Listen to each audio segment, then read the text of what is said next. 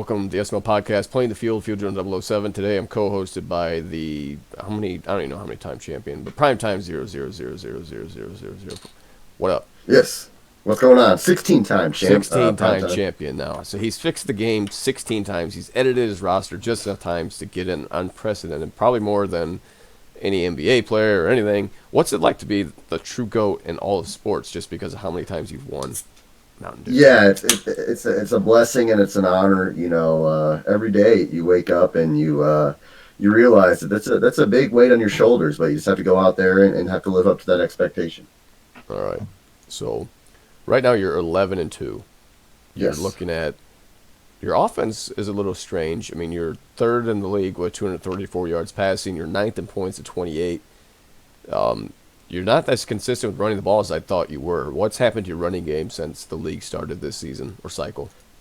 Yeah, I'm just trying to develop Frank George this season, so I'm kind of throwing it a bit more. Okay. If I end up at top 5 in passing yards and touchdowns, he becomes an X factor. So that's kind of my goal. So you got 25 tutties, 17 sacks, and 15 INTs. Yeah. You've got, 3 games remaining? Yes. Yeah, you got 3 games left. You've got a top 5 defense across the board, 5th in points, 2nd yards, 3rd in passing yards, 5th against the run. So your defense is stacked. I mean, I can attest to that. I mean, you pulled my pants down, you pounded my ass with a dildo, and Yes. it was not welcome at all. Yes. Your team is just stacked on defense. It seems like every cycle you build the defense up. Like you and Meats were talking about, you always find like that veteran free agent, but also your draft classes are good. When you bring in, you always seem to have like a stacked defense, like defensive Yes. line. I mean, what exactly do you look for when you're looking to build a team like that? And obviously, you had some pieces in place with Darius Leonard and DeForest Buckner. But what have you done to build this team? Has it been more free agency, or what was your approach this cycle to build a defense? Yeah, I think that the Colts starting off this cycle, they were actually pretty poorly rated defensively, which is pretty accurate. They had a bad season in Yeah. 2019, but they had some potential. Darius Leonard was only star dev, so my goal was to develop the young guys, and then trade up in the draft. I'm pretty big in early on the first 2 or 3 seasons just to trade up as high as you can and get those star players, because usually the top 12, that's your best shot at getting an X factor. So first 2 or 3 seasons, that's when I blow my load. That's when I make the big trades to try to get the young guys in place. And then after that, it's not as important, I don't think, because they're not going to develop as quickly. You don't have quite the 90 and up guys that you have in the past. I mean, Quentin Nelson 98, Jonathan Taylor's 96 overall. Yes. Darius Leonard 91, DK, which poor Tiny. How exactly did you trade rape Tiny and get in DK Metcalf? I traded him Bobby Okereke and a few picks, and I got that was a good trade on my part. It was a good trade for you. Yes. Will you admit now, looking back at it, that honestly on Tiny's part was a bad trade and that you took advantage of him? His defense is much better actually. He doesn't use DK that much, but knowing that he could have got more out of DK from somebody else, it was probably a bad trade for him. Okay. You know. So looking at your schedule the last couple games here, you've got the Ravens, you're on the road. I think that's NYT. You got Bomber at home. You're playing Bomber at home, and then at home against the Broncos. Dan, 13-0.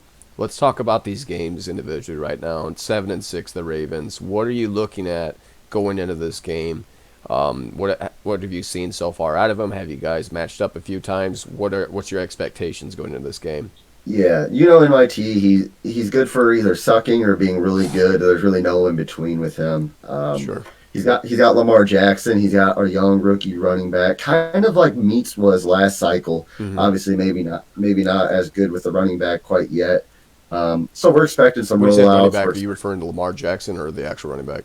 Uh, that's a good point. You gotta deal with 2 running backs now in Baltimore. Go ahead. So that'll be a challenge. But I think we got a good shot. We're gonna try to contain the run and the rollouts, and that's probably how you stop NYT.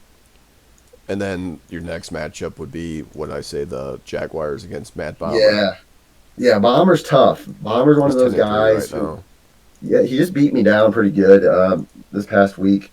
Bomber's one of those. He's kind of like a QB guy where he does a lot of. I can't say a lot of film study, but he does some studying. He does his research. He's in on all the streams. He he marks down notes on certain guys, not everybody, but he has his notes on certain guys. So this game, while I do want to win the game, Hmm. there's some things I've noticed that I might hold off because I might see him come playoff time. So if I lose to him again, I'm not going to be that upset because there could be something week 18, week 19 that could be crucial. So what I'm noticing just looking at his stats, because I don't think I've watched a single Bomber game this cycle. Passing, he's got a decent completion percentage with 69%, 2,700 yards, 23 tutties. He was sacked 16 times and has 18 INTs. So the, the TD INT rate's not great. I like that Yeah, he's got almost 1,200 yards rushing, 15 touchdowns on the ground, and also I don't know who the hell PJ Wiley is, if that's his second string yeah, running back or something, but that guy's got 8 touchdowns, and yeah, his pass distribution. Hendricks 48 catches 849, Chark 25 498, Oliver 28 488, Shuptapin 30 440, Claypool 13 253, and Chenault 8 catches for 208, and the touchdowns are spread out between the guys. So I think that's kind of his strong points, running the ball and just taking the open guy. Is that kind of his offense, or how would you evaluate him? yeah. I think that's what makes him really good is he doesn't just key in on the superstar players. Now, if you remember Dump from last Yeah, cycle, the Jaguars are kind of built kind of for success for in Madden. Madden for the Oh, past two or Mountain three Dew years sticker. anyway. And like number Dump would just go to DJ Shark. He would Yep. he would go to CMC. Bomber is a little bit better in the aspect of you don't know who he's going to go to. He's going to spread it around. He's going to run his offense. He's gonna play to what beats you, and that's what makes him really good. And I think that's why he wins a lot of games. That said, there are some chinks in the armor. Hmm. I have noticed them. I'm debating whether or not I want to exploit them in a week or two or not because I know AFC South could be on the line, but is it that important? Did you That's just the play question. Dump last week? Mad Bomber, I did last advance. Of course, I mean Yeah, this Bomber. advance, and he won by like 20 points. 32-9. What happened in that Yeah, game? yeah, he played very well. I threw a few picks. He got a good pressure with Khalil Mack, and he won the game. I don't want to give too many details away because I really feel like I have a I'm not BSing. I feel like I have a strong game plan, and maybe if I beat him come playoff time, I will unveil that in some post game interview at It some looks point. like he was checked down, Jesus, 14 of 16 at buck 67, ran the ball and had 3 tutties with his primary back. So Yeah, we'll leave it at that. I think you're not wanting to delve too much into it, which it is what it is. But me as a media guy, it's my job just to probe and yeah. try to get these answers. You know what I mean? You media guys are tough. Yeah, It's that's what we're it's here a tough for. man. All right. Outside of that, I got to go to my next topic, which was just kind of I've taken over for Dookie. All right, I don't know if you remember Dookie or Yeah, not, but I've taken I do. control of a 7-win team. I had a really good head start on the playoffs, and I'm running this shit in the ground. Yeah. What are my chances of making the playoffs right now? Do you think? I think I'm going to give you a 70% chance. How many more wins do I 65. have to get in? I'm going to say what? How many wins do you have? 8 right now. I'm 8 and 8 or 9. 5. I got I'm 3 games to go. I'm going to say you need to win at least two. Two would get you in for sure. Mm-hmm. I think you're going to get in because here's the deal. I don't see the Eagles getting in. I don't see Tiny winning out. And Lawyer Killer is going to be your biggest challenge. I Mm-hmm. know Lawyer did beat you, so he probably has a I tiebreaker. don't even But play him the rest of the season. Lawyer Killer plays the Panthers and the Jaguars. So Tough. in my opinion, he's probably going to lose those two games. Wow. I think we're going to see the Bucks in the dance, and they'll probably go up against the 49ers and dump a harness, Oof. honestly. Yeah, I never had good success against Dump. So if somebody else wants to just beat me out and get in the playoffs, they have a chance. But we'll see what happens. I, Who's been the biggest surprise so far this season? yeah, that's a really good question. I know Washington's a tough guy. Washington football team. He replaced Blunt Burner. You might not have been here when that happened. No. Um, he's a good player. He mixes very very explosive offensively. Excuse me. But the one I think the Chargers, man, they're 8-5. He just beat the brakes off Future Empire, and I know Future's maybe not the same player he used to You've been be. riding his That nuts worked. for the last 2 cycles, and I think Madden's kind of passed Yeah, him. yeah. Like It's they, kind of sad, it's kind of like I don't know, like Larry Fitzgerald. Maybe you're still waiting on him to still produce, and he just can't anymore. And that's future Empire because you like the guy. He's right But there though, 8-5. I mean, right on the yeah, he's cusp a good of it. player. But we've just He's a, been surpassed. Guys like me, future, some of the OGs. I hate using that because it's overused, but it's gay. It's some of gay. the veteran players from the league. I just think that some of these young guys come in. They've got schemes that we haven't seen. Guys like Meats that have improved and gotten a little bit more sticky, a little sticky, what they call it. Yeah. And it's just kind of passed some of us old I dogs think up. I think the hunger is a little bit different because with Future, with Lawyer, even with you and me and Right. some others, we're not going to sit there and we're not going to for watch tape or No. watch every game. We're just not going to do it. Even Right. me, like I want to win, and you're the same way. You're pretty competitive. Oh yeah. You want to win every game you play, Oh yeah. but there's certain things you're not going to do. Like if it takes that much to win, you're probably not going to do it. And, Right. and if it takes me to have to watch a bunch of streams and Ain't mark got down time for notes, that. that's just not me. Like I'll compete and I'll hype up the games. I'll have fun doing it, but I'm not going to treat this like a job. And I enjoy making the content, but I'm not going to have fun watching streams. That's just not me. So you can have it if that's what it takes. That's just my opinion, though. It's not that I wouldn't have fun watching streams. For one, I don't have the time to do it. I work Yeah, nights. A lot of the guys are playing at night, and the bulk of my calls are from 5 p.m. to 11 p.m., and that's generally when guys are playing their games, right? So that's why I miss a yeah, lot of it, too. I don't want to watch a standard stream. I'm not saying I'll watch my own streams, but if more guys would put a face cam or just do their own audio where yeah, they commentated, just to have their own, not even so much to talk as much as I do, but just kind of have your reactions with it, kind of say, hey, yeah. this is what I'm seeing, and add just a different dynamic. I mean, I've been playing Madden for, I don't even know how long now. What's it been, 15 years? 15 years, 15 years. So, I mean, we played and watched, I don't want to say thousands of games, but been involved in some It's way, been a shape, or form, while. thousands of games. So after a while, you get a little burnt out. And I think guys need to keep it fresh. And that's kind of what my take was if I was coming back this time. One, I didn't want to be too emotionally invested where I was going to burn out from losing. And two, I wanted to come back and do something I haven't done before, which was consistently commentate my games. I have the internet to do it. I have the equipment to do it. So I hope that people enjoy it. I think they do. I'm seeing more and more people come in there. I see people comment in there. And I just wish that more guys would do it because I feel like it makes watching the stream a little bit more entertaining. But they were right there waiting, and they stopped him for a minimal gain. Now a fake No! give here. How did I miss that? Run pass. No, not Trace McSorley. This into the end zone. God damn it. Fucking Trace McSorley, he got me. I'm coming back and got the natty on my mind. They can't touch my deep ball. Every game I'm scoring. I'm your favorite quarterback. They call me Trace McSorley. In my opinion. Oh, it makes it much better. You do it. You do a good job with it. Bomber does it. I'm trying to think who else does it off the top of my head. QB used to do it when he was Yeah. in the league. I've tried doing it. Obviously, can't. But yeah, it just adds another element, and it's more entertaining. Especially this late in the cycle when the commentary is the exact same. It's Right. been the same for the last three Same Maddens. guys. I mean, what would be awesome, and we still get burnt out on it, but this is Madden, right? The game's got the fucking name Madden on it. Why isn't John Madden a Yeah. commentator at least once every 5 years or whatever? Yeah, he's gonna die in the next 10 years. They should honestly take advantage of him. Right. Just one last time, get him in the game. Even just making a few punchlines. That'd be genius. We've heard the team radio announcers. EA is too lazy for that. Get John Madden back in the game. Brandon Gaudin and Charles Davis just not doing it. They're boring and dry, but I want to move on to another topic before everyone clicks off this video. Yes. Let's talk about the Broncos. Dan is, maybe it's because he hasn't won the Simbardies or whatever, but typically a guy like Dan would be, has he won a Simbardi yet? Yeah, he won against Faz. Okay, so he's won one. Typically, a guy like Dan in the SML, because of the way how many wins this guy has, and I don't know if it's the fashion he's doing, maybe he's not cheesy at all. But typically, when you got a perennial winner like this, if he's not you, the guy is normally kind of crucified by. I'm not saying that because Dan is a good Christian man, but typically that guy is laid out to dry, and this guy consistently 13, 14, 15 win team. His quarterback having an unbelievable season right now. I don't know if you've seen the stats out of this kid. Yeah.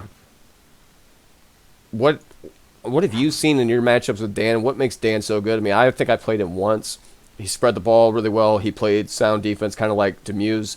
but he just always found the open guy and took advantage of that, and obviously ran the ball well. But what are your opinions on Dan? Yeah, I think that Dan's a good player, and he knows the game just as well as anybody outside of maybe our former member QB. Mm-hmm. He's shared the sites he's gone on. He, very, very, very knowledgeable on how the game works, and I think that's what gets him the wins. He does some studying as well. Sure. Very good guy, and that obviously that alone, he's not bringing the X on his back like a Dookie or somebody along those lines or when you're good and if you let people know about it, you're going to put the X on your back. Well, more people are going to start researching, yeah, why you're good. Yeah, they don't dig on Dan because he's a nice guy. That said, I've only played him once this cycle, Mm-hmm. and I completely just smacked him down. It was ugly. I think he's a good player. He's got the league-leading passer with Emery Leverett, or whatever the hell his name is. 3,290 yards, 34 tutties, 11 INTs, which is a really good ratio. Yes. Jerry Jeudy, 37. So it seems like a lot of big plays when he gets them. 37 catches, 1,000 yards, 14 tutties. KJ Hamler, 700 yards, 8 tutties. Kelsey, Travis Kelsey, 499, 5 tutties. Sutton, 400 yards, 4 tutties. And it just goes down the list. He still has a couple other guys that he's distributed the ball to. It seems like a lot more guys are just kind of moving to that, where it's not so much focus. And those are the guys that are elite, in my opinion, are the guys that don't just lock down on one receiver, that are not just forcing the X factor guy, but the guys that really transcend to that next level. They're taking just the check down. They're finding the open guy. They're not looking for the guy in their team. They look for the open guy. And to me, that seems what he does. His defense, only allowing 15 points per game. He's averaging 33 points on offense, so he's blowing people the fuck out. Yeah, he's good, and he's got talent. He's got Travis Kelsey because right before he retired, just very bad team management. Mm-hmm. He's got 4 or 5 literally superstar receivers. He's a good player, and he's got a good team, and he knows what he's doing with it. I think that when you are running a league for this is our 5th or 6th year now, and you're looking for quality guys. And sim quality guys, or at least guys that follow the rules. Right. The more you get away from the guys who don't do the YouTube, you just roll out and throw across their body for 70 yards. Mm-hmm. We don't really have that anymore. We have guys who know the game, who spread the ball around, and they're just good players. And I think that's just light years above where we've been years ago. Yeah, and I'm in the Group Me members list right now.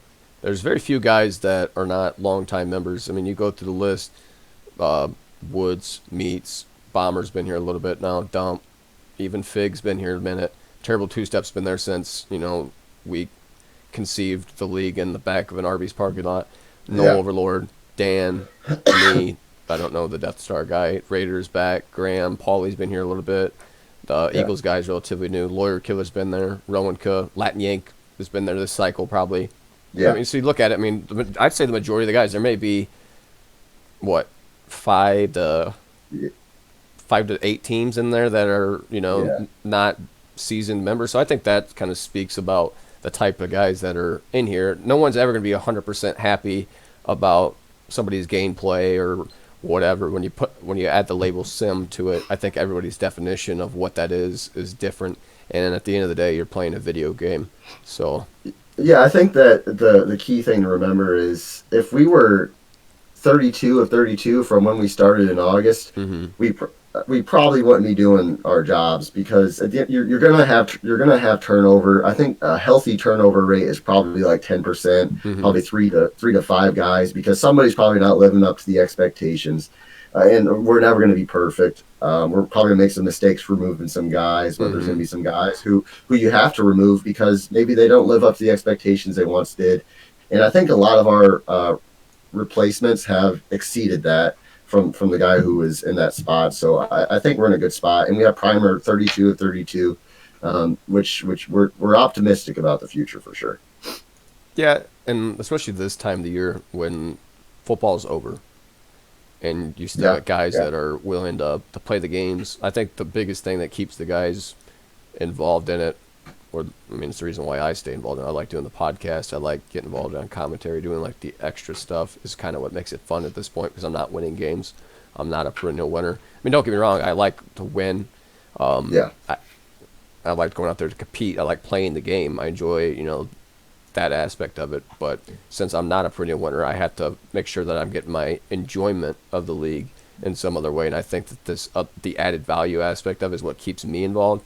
And at the same time, I think there's a lot of, I forget who I was talking to, who said that it was because of a podcast that was shared on Twitter or whatever. And a lot of guys are found us because of Twitter, which was all stuff that, when you were out messaging randos on PSN from a blog, I was getting Twitter, YouTube, all that going. Yeah. I was doing podcasts and recording it with a GoPro and posting it on there. So it's just kind of neat to see where it's grown over the years and where we're at now, considering it's 2 leagues full. And there's people that, not going to mention names, but a league that we were once a part of that I don't know if it's even operational at this point, and other leagues that we try to model after that have disbanded and are trying to get the ball rolling again. So I don't know. I think it's cool.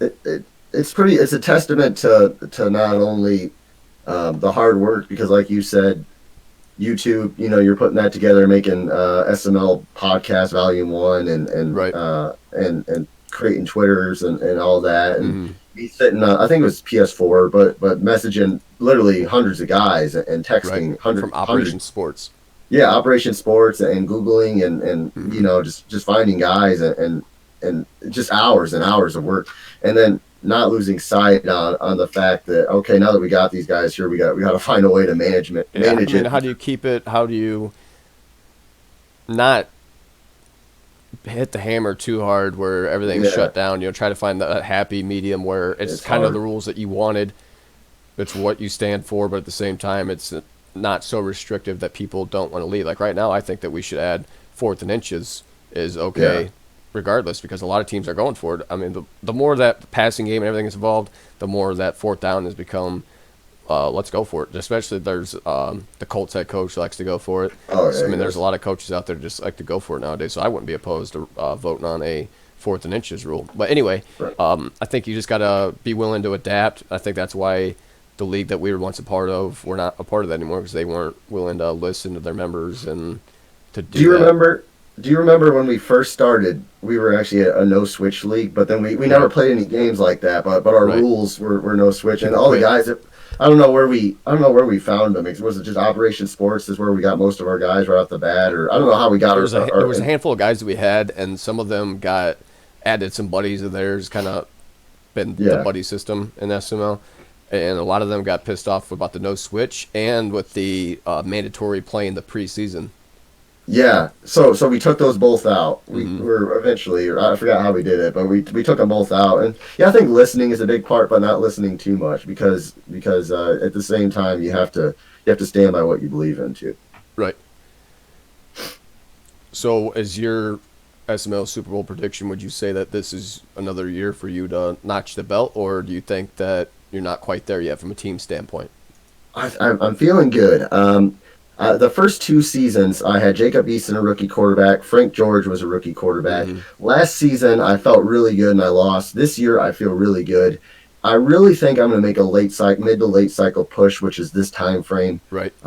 So I think this is a good shot I have, probably the best shot. And if not, then I can see a very strong late cycle push of 2 to 3 in a row. Have you not won a Simbardi this cycle then, from what you just said? No. Is this the longest drought you've had? No, I think I had a 3 or 4 season drought before, so definitely not. I've lost a lot of close games, and especially early on this cycle, just quarterback position, miss throw here, miss throw there. Defense wasn't up to par.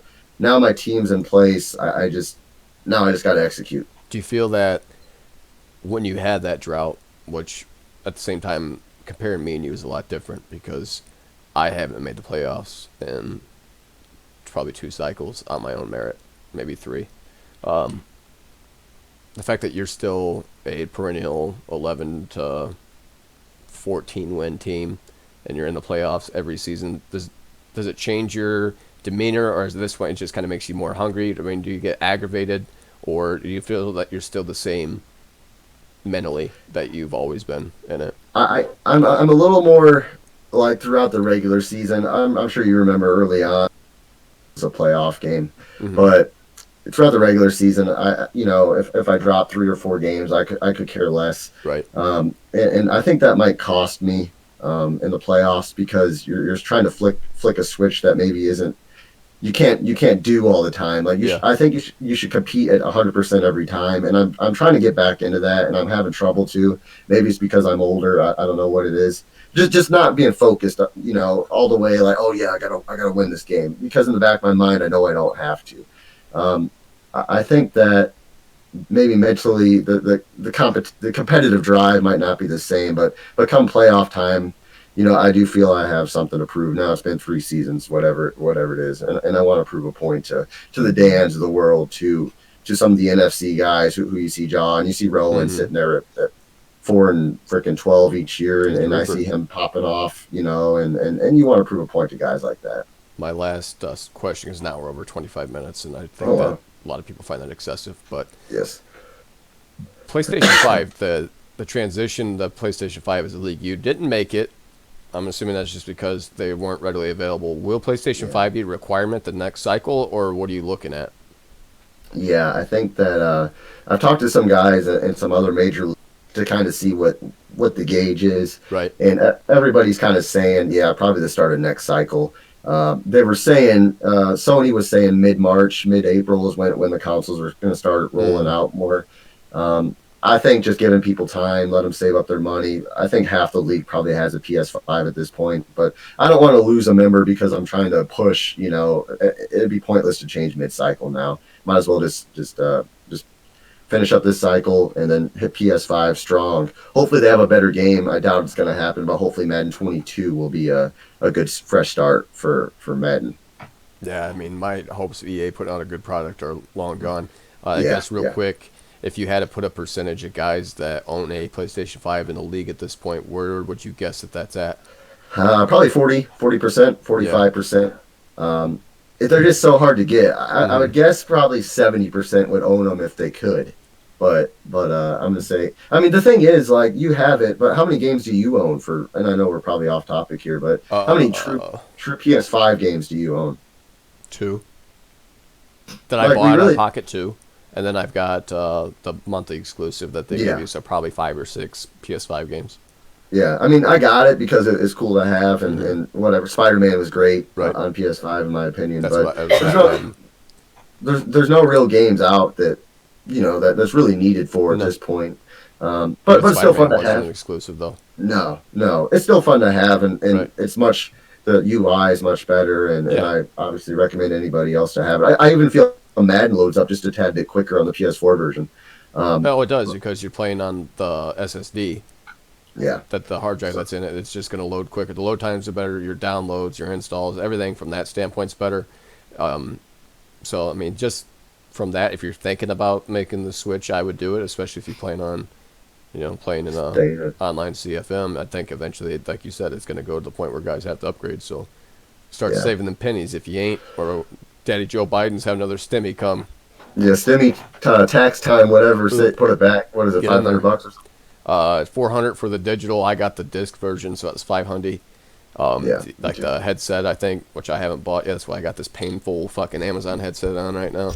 The headset Yeah. was like $100. Your games are $70 or whatever each. So Yeah, they're definitely I've making a had- costly ownership experience.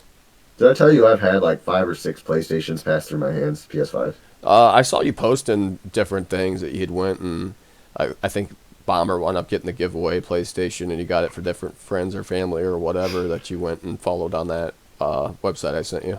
Yeah, it's been a wild ride. I feel bad for the guys who are trying. Hopefully they can get that production together and Walmart employees don't hijack them and everything else. Yeah, it's about what who you know. So there's a lot of employees Yeah. that kind of gives to their family. Yeah, Anyway, yeah, that's true. do you got any closing thoughts here? No, man. Thanks for having me on the show. It's good to be back in the first return episode of Playing the Field. Hopefully I can win a chip this year. Well, good luck to you. Can't Maybe Pro Bowl and Super Bowl. Yeah, probably not. I'm not that good. I'll be lucky to make the playoffs. Anyway, this is not going to be a multiple time a week show like it used to be. It may only be an every other week or once a month ordeal. That's another thing I think that burns me out is trying to keep up with a schedule or It's tough. just trying to make stuff that's interesting or relevant to the league, not just myself. And I would like to be able to hit play on it and not be totally bored to death and listen to it again sometime. So that's kind of what my goals with the podcast are. But anyway, if you haven't yet, and you're just now clicking on this, check us out. SimMaddenLeague.com, DaddyLeagues.com/us. We got a merch store. You can get thongs, G-strings, shot glasses, mugs, whatever. Check it out on Zazzle. Link in the description below. Like, subscribe, take care. Have a great day.